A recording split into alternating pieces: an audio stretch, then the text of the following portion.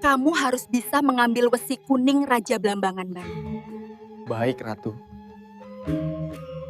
Di tanah Blambangan yang megah namun penuh amarah, berdirilah seorang raja sakti bernama Prabu Minak Jinggo, penguasa dengan tubuh raksasa dan jiwa membara. Ia memiliki sebuah pusaka legendaris bernama Wesi Kuning, logam bercahaya emas yang diyakini menolak segala bahaya.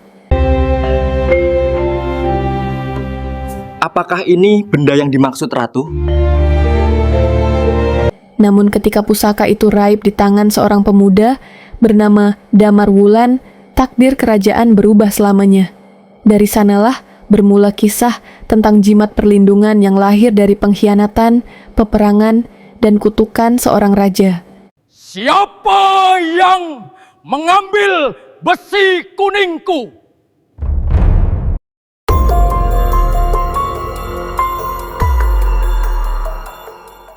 Di ujung timur Pulau Jawa, berdirilah Kerajaan Blambangan, tanah yang subur dan kaya akan rempah, emas, dan laut yang memantulkan sinar mentari. Di sanalah bersemayam Prabu Minak Jinggo, raja perkasa berwajah garang namun berhati besar bagi rakyatnya. Istana Blambangan dipenuhi kemewahan. Pilar emas dan ukiran naga menjadi simbol kejayaan sang raja. Namun di balik kemegahan itu, kabar angin tentang kesombongan dan kekuasaan tanpa batas mulai berembus. Minak Jinggo dikenal memiliki kekuatan supranatural, yang konon berasal dari sebuah logam kuning bercahaya yang ditanam di dadanya. Pusaka itu disebut Wesi Kuning, benda gaib pemberian Dewa Brahma.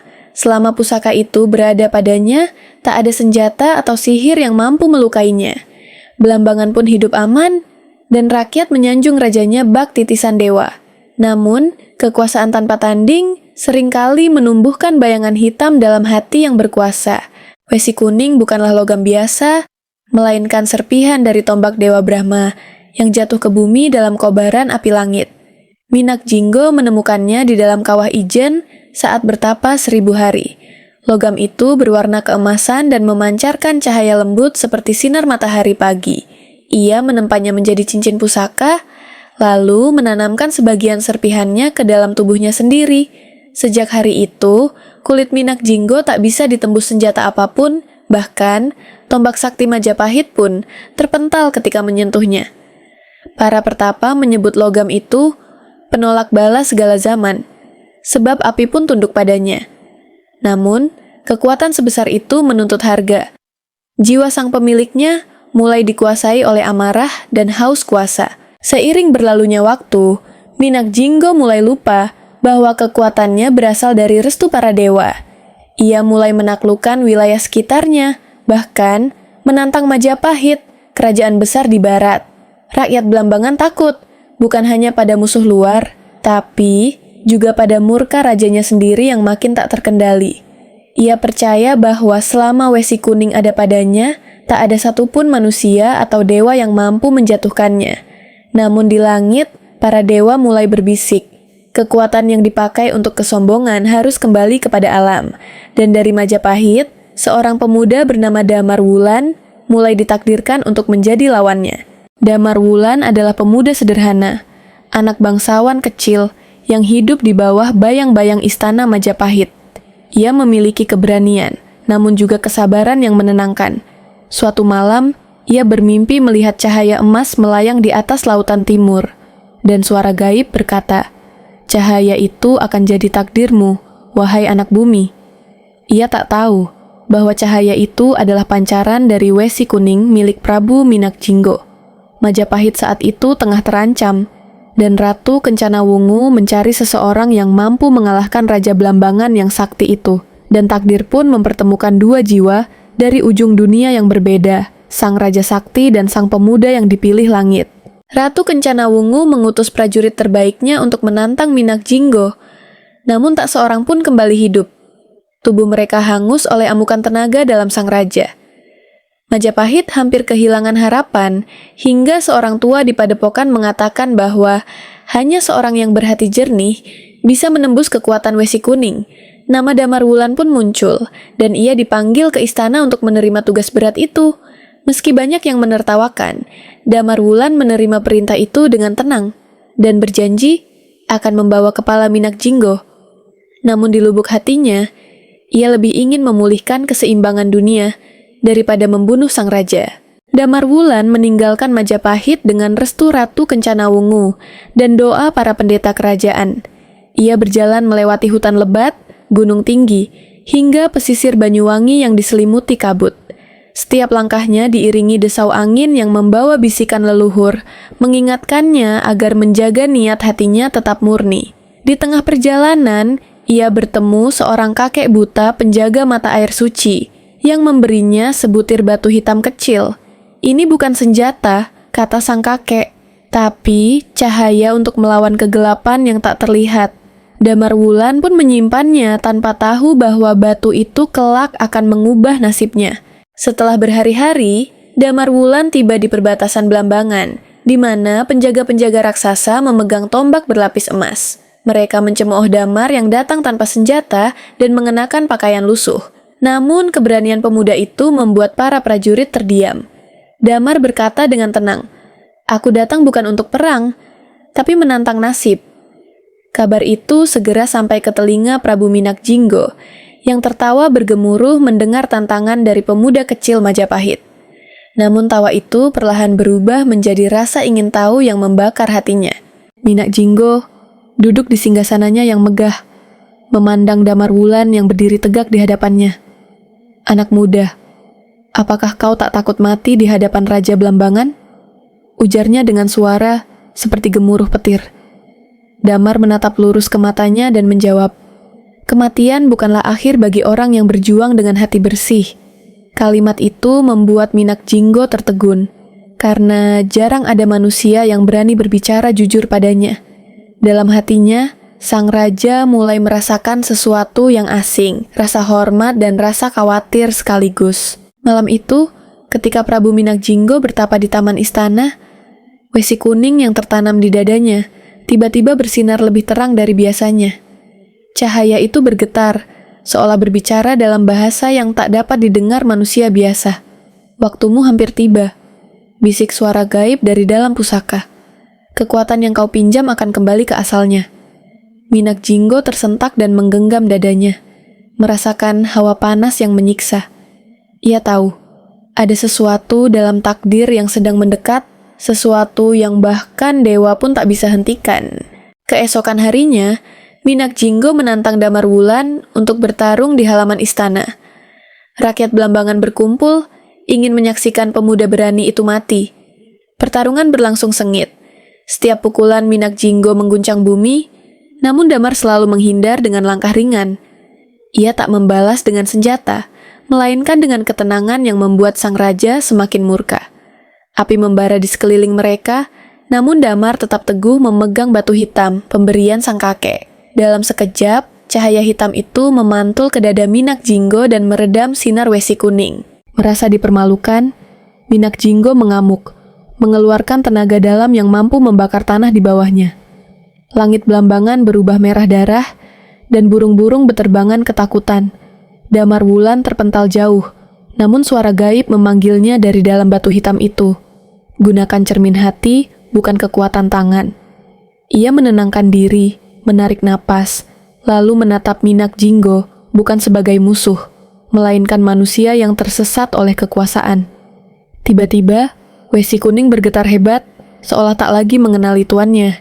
Pertempuran itu menggetarkan seluruh negeri. Gempa mengguncang istana, dan api menyala di setiap sudut kota. Minak Jinggo berteriak, "Tak ada yang bisa melukaiku."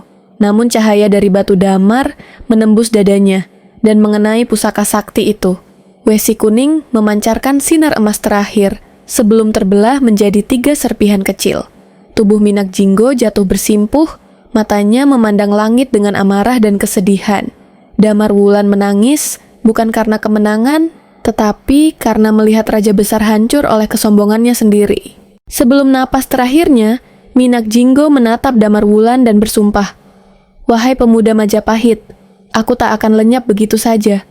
Wesi kuning akan kembali, tapi bukan untuk kekuasaan, melainkan untuk perlindungan." Darah emas mengalir dari dadanya, membentuk pola lingkaran bercahaya di tanah. Damar Wulan menyadari bahwa itu bukan kutukan, melainkan ramalan masa depan. Dari darah itulah keturunan Blambangan kelak akan menemukan jimat pelindung bernama Wesi Kuning. Setelah peperangan berakhir, 3 serpihan Wesi Kuning terbang ke arah berbeda. 1 ke laut, 1 ke gunung, 1 jatuh ke tangan Damar Wulan. Ia membawa serpihan itu pulang ke Majapahit dan menyerahkannya kepada Ratu Kencana Wungu sebagai tanda perdamaian. Namun Ratu tahu, pusaka itu terlalu kuat untuk disimpan manusia. Maka ia menyimpannya di kuil rahasia, menunggu waktu yang tepat untuk muncul kembali. Sementara itu, rakyat Blambangan membangun kembali negeri mereka dari abu kehancuran. Legenda tentang logam emas pelindung pun mulai tersebar, menjadi cerita dari mulut ke mulut. Berabad-abad kemudian, para pertapa Gunung Ijen menemukan sisa cahaya aneh di dasar kawah yang memancarkan aura hangat. Mereka menyebutnya anak Wesi Kuning, karena dianggap pecahan dari pusaka Minak Jinggo yang hilang. Benda itu disucikan dan dijadikan bahan jimat bagi para prajurit yang ingin terlindung dari bahaya. Konon, siapapun yang memakai serpihan logam kuning itu dengan hati tulus akan selamat dari racun, sihir, dan pengkhianatan. Namun bila dipakai untuk kesombongan, logam itu akan kehilangan sinarnya dan berubah hitam pekat. Bertahun-tahun setelah perang besar itu, di kawah Gunung Ijen yang menyala biru, muncul cahaya keemasan setiap malam bulan purnama. Para pendeta menyebutnya sebagai napas terakhir dari Wesi Kuning yang jatuh ke bumi. Beberapa penambang belerang melihat bentuk cahaya itu menyerupai logam kecil yang berdenyut seperti jantung. Mereka takut mendekat, sebab hawa panasnya bukan hanya dari api, melainkan dari kekuatan gaib yang tak kasat mata. Namun seorang pertapa tua bernama Ki Pancaraga nekat turun ke kawah untuk mengambil benda itu. Ki Pancaraga menemukan serpihan logam berkilau yang tak meleleh meski dicelupkan dalam lava cair. Ia tahu bahwa ini bukan benda biasa, melainkan peninggalan sakti dari masa raja-raja kuno. Dengan tangan gemetar, ia membungkusnya menggunakan kain putih yang direndam minyak wangi bunga kenanga. Setelah dibawa ke gubuknya, logam itu bersinar lembut dan mengeluarkan suara halus seperti napas manusia tidur. Pertapa itu menamainya Putihing Sinar Minak Jinggo, lambang keseimbangan antara kekuatan dan ketulusan. Malam itu, Ki Pancaraga bermimpi didatangi sosok raja besar berkulit keemasan yang mengenakan mahkota naga. Sosok itu berkata, "Jagalah anak pusaka ini, sebab kelak ia akan menjadi pelindung bagi mereka yang teraniaya." Ki Pancaraga memiliki murid tunggal bernama Jakalelana, seorang pemuda yatim piatu yang ditolong dari kelaparan di lereng gunung. Ia rajin, sederhana, dan memiliki hati lembut. Namun sering digoda oleh rasa ingin tahu yang besar. Setiap hari, ia membantu gurunya membuat ramuan, menimba air, dan menjaga gua dari orang-orang serakah. Namun diam-diam ia tertarik pada cahaya logam yang sering memancar dari dalam kain putih. "Guru," tanyanya suatu malam, "apakah benda itu hidup seperti manusia?" Ki Pancaraga tersenyum dan menjawab, "Ia hidup bila kau mempercayai kebaikan di dalam dirimu." Namun larangan tegas diberikan padanya. Jangan sekalipun menyentuh logam itu tanpa restu. Jaka mengangguk, tapi rasa penasaran semakin tumbuh seperti api kecil di dada. Setiap malam, ia mendengar bisikan lembut dari gua yang memanggil namanya. Dan pada suatu malam ketika gurunya tertidur, ia tak lagi mampu menahan diri. Jaka masuk ke dalam gua dan membuka kain putih yang membungkus Wesi Kuning. Cahaya emas menyilaukan matanya. Namun di tengah pancaran itu, ia melihat bayangan wajah seorang raja. Seketika tubuhnya bergetar dan darahnya terasa seperti mengalirkan api. Ia memegang logam itu, dan tiba-tiba seluruh tubuhnya diterpa gelombang panas yang membuatnya pingsan. Ketika ia terbangun, kulitnya berkilau keemasan, tanda bahwa Wesi Kuning telah memilih tuan barunya. Ketika Ki Pancaraga melihat perubahan pada muridnya, hatinya hancur bercampur murka. "Engkau belum siap menanggung kutukan pusaka ini," serunya, menatap mata murid yang kini memancarkan cahaya aneh. Jaka berlutut meminta ampun, tapi Ki Panca tahu bahwa hukum alam telah berjalan. Wesi Kuning kini terikat pada darah Jaka dan tak bisa lagi dikembalikan.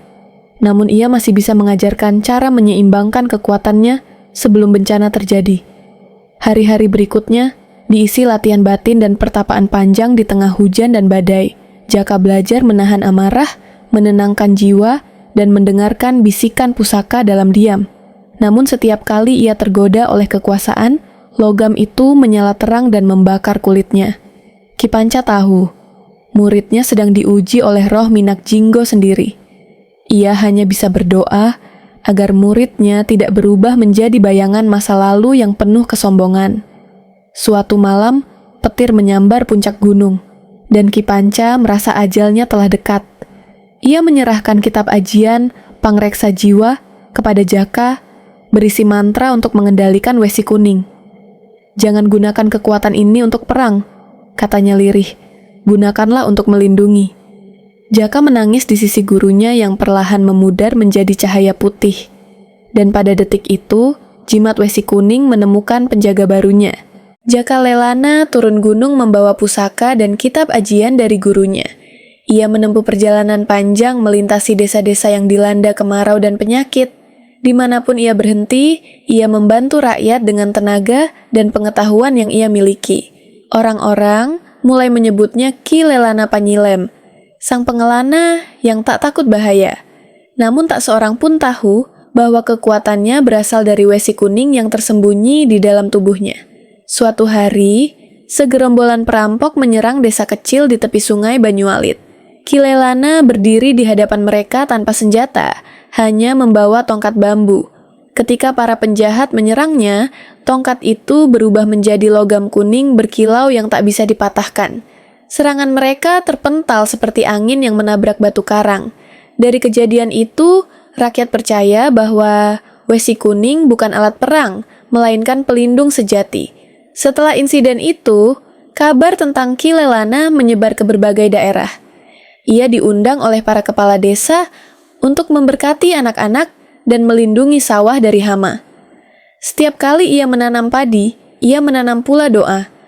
Semoga Wesi Kuning melindungi dari bahaya. Perlahan, ajaran ini berubah menjadi tradisi spiritual di tanah Blambangan.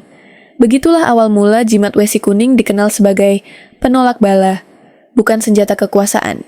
Ratusan tahun berlalu, Majapahit telah runtuh dan berubah menjadi bayang-bayang sejarah. Namun di antara reruntuhan istananya, seorang pendeta muda menemukan batu logam berwarna emas yang tak berkarat. Ia membaca tulisan kuno di sampingnya, sisa cahaya sang raja yang terlindung dari api. Pendeta itu memahami bahwa benda tersebut adalah salah satu serpihan Wesi Kuning yang hilang. Ia membawanya ke candi dan menyimpannya di altar bersama peninggalan leluhur. Malamnya, pendeta itu bermimpi bertemu dengan roh Damar Wulan yang berkata, "Jangan biarkan kekuatan ini dipakai untuk berkuasa, melainkan untuk menjaga kehidupan." Keesokan harinya, ia membuat salinan kecil logam itu dan memberikannya kepada rakyat yang takut akan bencana. Setiap potongan diberi doa perlindungan dan dibungkus kain kuning sebagai simbol cahaya ilahi. Sejak itu, masyarakat mulai membuat tumbal Wesi Kuning dalam berbagai bentuk, cincin, keris, dan kalung. Ajaran itu menyebar cepat dari desa ke desa, menjadi bagian dari kepercayaan Jawa kuno. Para empu membuat logam campuran dari kuningan, besi, dan minyak kelapa yang dianggap menyerupai pusaka asli. Ritual pembuatan dilakukan dengan mantra dan persembahan bunga kenanga. Tak lagi sebagai alat perang, Wesi Kuning berubah menjadi jimat untuk keselamatan dan ketenangan jiwa. Legenda Minak Jinggo kini hanya tinggal bisikan, namun cahayanya masih hidup dalam setiap pusaka kecil itu. Pada abad berikutnya, di pesisir Watu Dodol, hidup seorang empu bernama Ki Sembada, yang terkenal menenun logam sakti. Ia mengaku mendapat mimpi dari leluhur yang memerintahkannya menempa logam berwarna kuning keemasan di malam bulan purnama. Dengan api dari kayu jati dan minyak kelapa, ia menempa logam itu, hingga mengeluarkan suara seperti lonceng. Logam tersebut berbentuk pipih dan ringan, tak bisa berkarat meski direndam air laut. Ki Sembada menamainya Wesi Kuning Tirta Banyu, pelindung bagi pelaut dan nelayan. Nelayan dari berbagai daerah datang untuk mendapatkan logam itu sebagai jimat keselamatan. Mereka menggantungnya di perahu, percaya bahwa laut takkan menenggelamkan kapal yang membawa cahaya Minak Jinggo. Beberapa bahkan meyakini ketika ombak tinggi datang, logam itu akan bergetar dan memberi tanda bahaya. Ketenaran Ki Sembada membuat para bangsawan datang meminta jimat serupa. Namun sang empu menolak membuatnya untuk tujuan perang, sebagaimana wasiat leluhurnya. Hingga suatu malam, seorang bangsawan serakah mencoba mencuri logam itu dan memakainya di medan perang. Namun keesokan harinya, logam tersebut berubah warna menjadi hitam dan pecah di tangannya. Desas-desus pun tersebar. Wesi Kuning hanya berpihak pada mereka yang berhati suci. Ki Sembada bersumpah akan menyembunyikan rahasia penempaan logam itu di bawah batu karang. Dan sejak saat itu, Wesi Kuning Tirtabanyu menjadi pusaka langka yang hanya diwariskan kepada penjaga laut. Beberapa dekade kemudian, gempa besar mengguncang Blambangan. Gunung Ijen meletus dan laut naik ke daratan. Banyak yang mengira dunia akan berakhir. Namun di tengah bencana itu, muncul cahaya keemasan dari dalam tanah. Orang-orang melihat logam kecil terlempar keluar dari kawah dan mendarat di ladang pendeta desa. Pendeta itu mengumpulkannya dan menyebutnya anak Wesi Kuning, berkah dari bumi yang kembali bernafas. Ia membagikan potongan kecil logam itu kepada rakyat untuk menenangkan hati mereka. Sejak itu, setiap kali terjadi bencana alam, masyarakat Blambangan membuat jimat kecil dari logam kuning. Mereka percaya benda itu mengandung roh perlindungan dari Raja Lama yang masih menjaga tanahnya. Ajian dan mantra kuno dibacakan setiap kali logam ditempa agar tak kehilangan sinarnya. Tradisi itu menjadi warisan turun-temurun yang diajarkan dari guru ke murid, dari empu ke anak. Demikianlah, Wesi Kuning menjadi simbol ketabahan menghadapi alam, bukan lagi alat keangkuhan manusia. Hingga kini, banyak orang yang menyimpan sepotong Wesi Kuning di rumah atau dompetnya. Mereka percaya, bukan logamnya yang sakti, tapi doa dan niat yang melekat padanya. Wesi Kuning menjadi lambang bahwa perlindungan sejati berasal dari hati yang tulus dan jiwa yang tenang. Cahaya Minak Jinggo tidak lagi bersinar di medan perang, melainkan dalam kehidupan sehari-hari. Itulah warisan sejati sang raja, pelindung yang lahir dari penyesalan dan cinta. Di masa Mataram kuno, para empu rahasia kembali menelusuri ilmu penempaan Wesi Kuning. Mereka berziarah ke Gunung Ijen dan melakukan tapa brata 7 malam di bawah kabut kawah. Di sana mereka menemukan batu berwarna emas yang dianggap titisan terakhir dari pusaka Minak Jinggo. Mereka mencampur batu itu dengan besi meteorit dan minyak kelapa untuk membuat logam sakti baru. Hasilnya adalah logam ringan namun kuat, disebut Wesi Kuning Pancasari. Empu tertinggi, Ki Wiraguna, berkata bahwa logam ini harus ditempa dengan doa, bukan amarah. Ia mengajarkan bahwa logam itu hanya bekerja bila pemiliknya menjaga kesucian pikiran dan ucapan. Bila disalahgunakan, logam itu akan menjadi dingin dan retak seperti kaca. Para empu lalu membuat 10 jimat dari logam itu dan menyebarkannya ke berbagai penjuru Jawa. Mereka berharap kekuatan Wesi Kuning tetap hidup untuk menjaga keseimbangan dunia.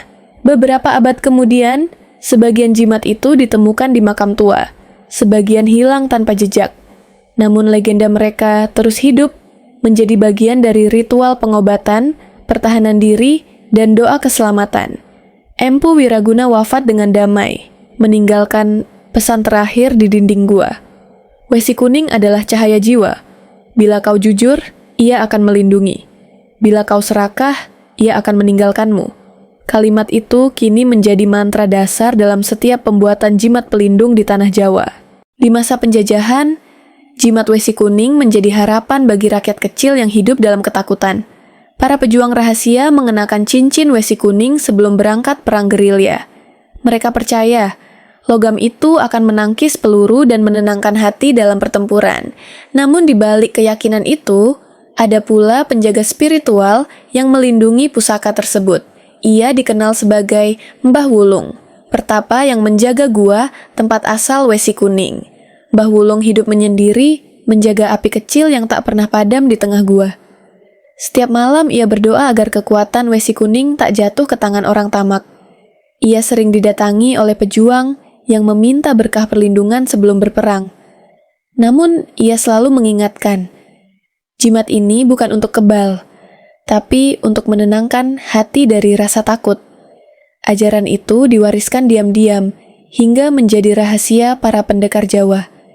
Ketika perang usai, banyak pejuang yang kembali dengan selamat meski tanpa luka sedikit pun. Mereka meyakini bukan logamnya yang menyelamatkan, melainkan doa dan keyakinan di dalamnya. Wesi kuning menjadi lambang keberanian tanpa kesombongan, kekuatan tanpa kebencian, dan Mbah Wulung menghilang di tengah kabut, meninggalkan gua yang kini menjadi tempat ziarah. Orang percaya arwahnya masih menjaga api pusaka hingga hari ini. Kini, ratusan tahun kemudian, Wesi kuning dikenal sebagai jimat perlindungan diri di seluruh Nusantara. Orang-orang memakainya dalam bentuk cincin, kalung, atau serpihan kecil di dalam dompet. Setiap potongan logam diyakini mengandung doa untuk keselamatan, kekuatan batin, dan keteguhan hati. Para empu modern masih menjaga rahasia penempaan dengan mantra kuno dan doa leluhur. Mereka percaya roh Minak Jinggo yang telah menyesal kini menjaga manusia dari bahaya yang tak terlihat. Wesi kuning bukan lagi simbol kekuasaan, melainkan simbol keseimbangan antara manusia dan alam. Ia mengingatkan bahwa kekuatan sejati bukan datang dari logam atau mantra, tetapi dari niat yang tulus. Dalam setiap pusaka, masih berdenyut cahaya kecil, warisan Raja Blambangan yang telah berubah menjadi pelindung umat. Kini, siapapun yang memegang wesi kuning dengan hati bersih akan merasa damai, bahkan di tengah bahaya. Sebab, di balik kilaunya, terpatri sejarah panjang antara kesombongan, penyesalan, dan pengampunan. Legenda itu pun hidup hingga hari ini, bahwa wesi kuning adalah jimat perlindungan diri, lahir dari api, disucikan oleh air, dan dijaga oleh hati manusia yang beriman. Dari Prabu Minak Jinggo hingga para empu zaman kini, ia menjadi saksi perjalanan jiwa manusia. Selama dunia masih berputar, cahaya emas itu akan tetap menyala dalam setiap doa perlindungan. Demikianlah kisah asal-usul jimat wesi kuning, warisan sakral dari kekuatan yang berubah menjadi kebijaksanaan. Setelah berabad-abad, kisah wesi kuning menyebar ke berbagai daerah pesisir timur Jawa hingga Bali. Para nelayan menanamkan sepotong kecil logam itu di tiang perahu mereka sebagai penolak badai. Setiap kali angin besar datang, mereka berdoa kepada arwah Minak Jinggo agar laut tetap bersahabat. Tradisi ini bukan sekadar ritual, tetapi simbol kepercayaan antara manusia dan alam. Di setiap pelayaran, mereka membawa keyakinan bahwa cahaya emas itu menjaga mereka dari maut. Anak-anak nelayan diajarkan sejak kecil untuk menghormati laut dan memelihara logam suci itu. Mereka tidak memandangnya sebagai benda sakti, melainkan lambang harapan dan doa keluarga. Wesi kuning menjadi pengikat antara darah leluhur dan kehidupan sehari-hari di atas lautan. Dan setiap kali matahari tenggelam di ufuk timur, cahaya logam itu memantulkan sinar terakhir hari. Begitulah warisan Minak Jinggo hidup di antara ombak dan angin tanpa pernah padam. Ratusan tahun kemudian, keturunan Ki Sembada masih tinggal di Watu Dodol, menjaga rahasia penempaan pusaka. Empu terakhir dalam garis keturunan itu bernama Ki Danuraga, seorang lelaki bijak berjiwa lembut. Ia jarang menempa senjata, hanya membuat jimat perlindungan untuk orang yang tulus. Setiap pembuatan dimulai dengan doa 7 malam dan air bunga dari 7 sumber mata air. Ia percaya bahwa tanpa kesucian hati, logam wesi kuning akan kehilangan rohnya. Suatu hari, seorang bangsawan dari kota datang membawa permintaan besar, membuat pedang wesi kuning. Namun Ki Danuraga menolak, karena pedang berarti darah dan kesombongan. Bangsawan itu marah dan menghancurkan bengkel empu itu, tapi logam sakti menolak terbakar. Ki Danuraga tersenyum dan berkata, kekuatan sejati tak bisa dibeli dengan harta. Sejak itu, ia menghilang ke gunung, meninggalkan hanya abu dupa dan secarik doa perlindungan. Gunung Raung dikenal angker karena sering terdengar dentingan logam dari dalam hutan malam hari. Orang-orang percaya itu adalah suara Ki Danuraga yang masih menempa wesi kuning di dunia gaib. Beberapa pendaki mengaku melihat cahaya emas menembus kabut dan mendengar mantra kuno. Cahaya itu tidak menakutkan, malah memberi rasa damai dan keberanian di tengah gelap. Legenda mengatakan, Siapa yang mendengar suara itu tak akan tersesat di gunung. Penduduk desa membuat upacara tahunan untuk menghormati roh penjaga Wesi Kuning. Mereka menyalakan api kecil di puncak bukit dan membawa persembahan bunga kenanga. Anak-anak muda menaruh cincin logam kuning di atas dupa untuk diberkati. Dari generasi ke generasi, tradisi itu diteruskan sebagai tanda terima kasih pada leluhur. Gunung Raung pun dijuluki Gunung Pelindung Jiwa, tempat cahaya emas abadi bersemayam. Pada masa kolonial, seorang prajurit Jawa bernama Raden Arungga menemukan potongan wesi kuning di reruntuhan candi. Ia menyimpannya dalam kantong kain kuning dan membawanya ke medan perang melawan penjajah. Meski peluru berdesing di sekitarnya, tak satu pun menyentuh tubuhnya. Namun ia tahu, bukan logam itu yang melindunginya, melainkan keyakinannya yang tak tergoyahkan. Ia berjanji, jika selamat, ia akan menyebarkan ajaran damai dari pusaka itu. Setelah perang usai, Raden Arungga menjadi pertapa dan membuka padepokan kecil di lereng Merapi. Di sana, ia mengajarkan anak muda untuk menahan amarah dan mencari keseimbangan batin. Setiap murid diberi jimat kecil dari kuningan dan diajarkan doa perlindungan diri. Wesi kuning kembali menjadi lambang ketenangan di tengah kekerasan dunia. Nama Raden Arungga dikenang sebagai pendekar tanpa pedang, penjaga pusaka sejati. Di pedalaman Banyuwangi, seorang perempuan tua bernama Nyi Larasati menjadi penjaga tradisi wesi kuning. Ia membuat jimat kecil dari logam campuran sambil membacakan doa dalam bahasa kuno. Masyarakat percaya, jimat buatannya membawa keberkahan dan keselamatan di perjalanan jauh. Setiap bulan purnama, ia menanam 3 jimat di tanah sebagai persembahan pada bumi. Biar bumi ikut menjaga manusia, katanya dengan mata menatap langit terang. Suatu malam, ketika bulan bersinar penuh, cahaya emas turun di halaman rumahnya. Logam kecil melayang di udara, lalu jatuh tepat di pangkuannya. Nyi Larasati tersenyum, tahu bahwa leluhur telah menerima doanya. Ia wafat dengan damai malam itu, meninggalkan 100 jimat di dalam kendi tanah liat. Jimat-jimat itu kini menjadi warisan spiritual bagi desa Banyuwalit hingga sekarang. Di kawasan bekas kerajaan Blambangan, ada makam besar yang konon milik prajurit Minak Jinggo. Orang-orang sering mendengar suara langkah dan kilau cahaya kuning di malam hari. Warga percaya itu adalah roh prajurit yang masih menjaga pusaka tuannya. Mereka menaruh bunga kenanga di makam itu sebagai penghormatan setiap tahun baru Jawa. Dan setiap kali dupa dinyalakan, aroma manis memenuhi udara seperti tanda restu.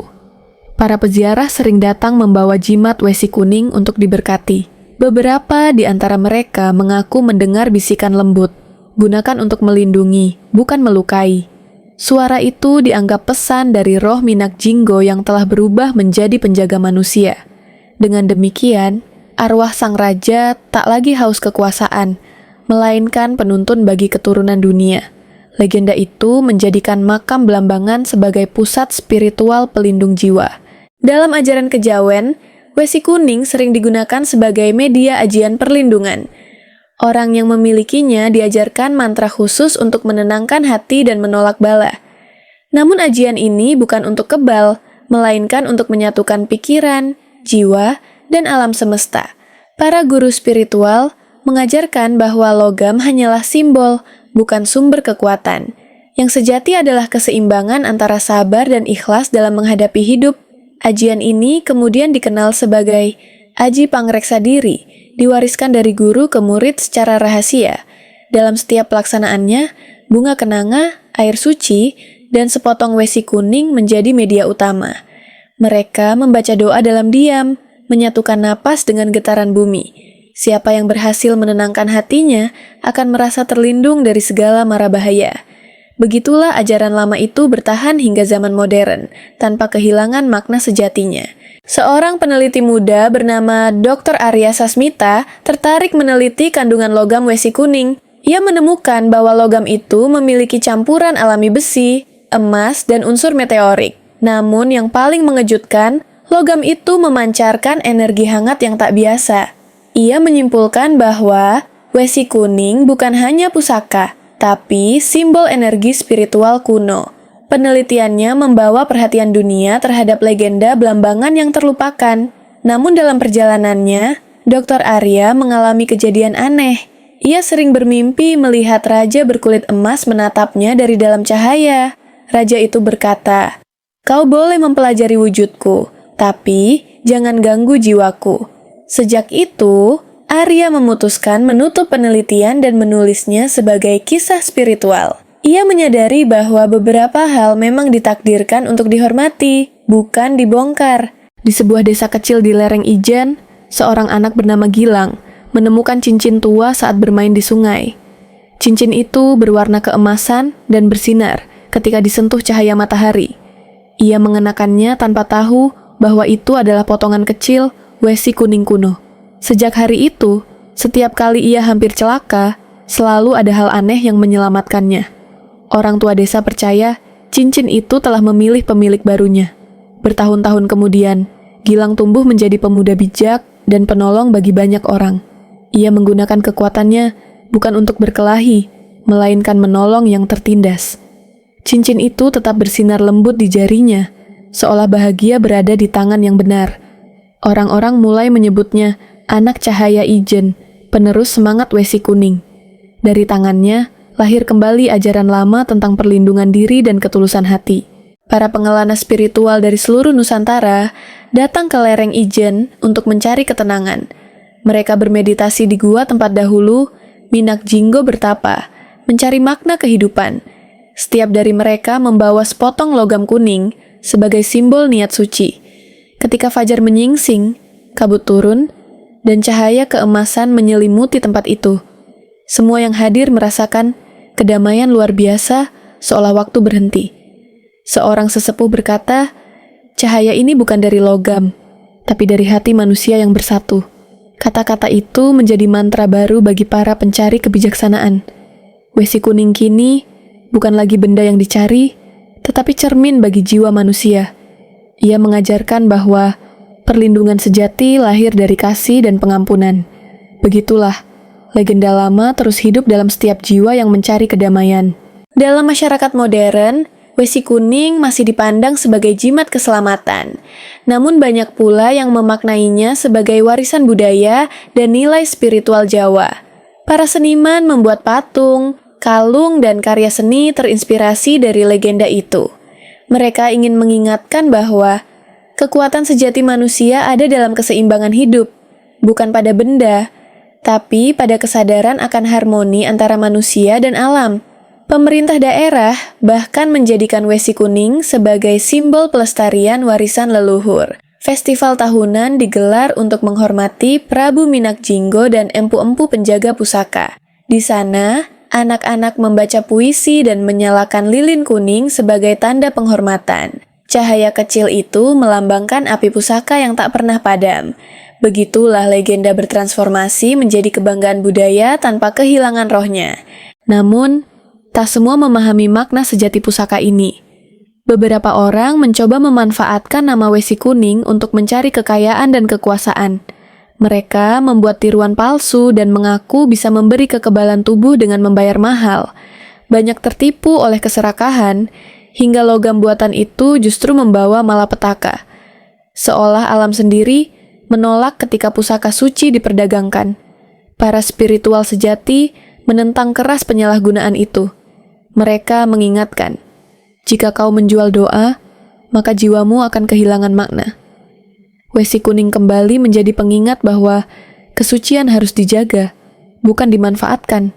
Dan setiap kali seseorang tersesat dalam ambisi, legenda Minak Jinggo kembali bergema, bahwa kekuatan sejati hanya ada pada hati yang rendah dan jernih. Di masa sekarang, generasi muda mulai tertarik kembali pada filosofi wesi kuning. Mereka belajar meditasi, doa, dan tradisi leluhur sebagai bentuk pencarian makna hidup. Guru-guru spiritual mengajarkan ajian perlindungan bukan untuk kekebalan, melainkan ketenangan. Tenangkan dirimu, maka semesta akan menjagamu. Begitu pesan yang diwariskan. Wesi kuning kini hidup dalam bentuk kesadaran baru, bukan sekadar benda pusaka. Sekolah-sekolah budaya mulai memasukkan kisah Minak Jinggo ke dalam pelajaran sejarah lokal. Anak-anak mengenal Raja Blambangan bukan sebagai tiran, melainkan manusia yang belajar dari dosa. Pesannya menjadi pelajaran moral tentang bahaya kesombongan dan pentingnya pengampunan. Dengan cara itu, cahaya pusaka kembali bersinar dalam jiwa generasi penerus. Legenda lama pun menjadi pelita baru bagi masa depan. Pada malam upacara adat di Kawah Ijen, ribuan orang berkumpul dengan membawa lilin kuning. Langit tampak bersinar lembut ketika doa dibacakan bersama. Angin membawa aroma kenanga, dan seseorang berseru bahwa cahaya emas muncul di puncak kawah. Orang-orang menunduk, merasa damai, seolah alam sedang memeluk manusia. Semua sadar bahwa legenda Minak Jinggo bukan sekadar cerita, melainkan cermin kehidupan. Para tetua berkata bahwa malam itu, roh sang raja telah sepenuhnya menyatu dengan bumi. Tak lagi sebagai penjaga pusaka, tapi sebagai pelindung bagi semua makhluk. Cahaya yang dulu, lahir dari amarah kini, menjadi sinar kasih yang abadi. Dan setiap hati yang berdoa dengan tulus akan merasakan perlindungan itu.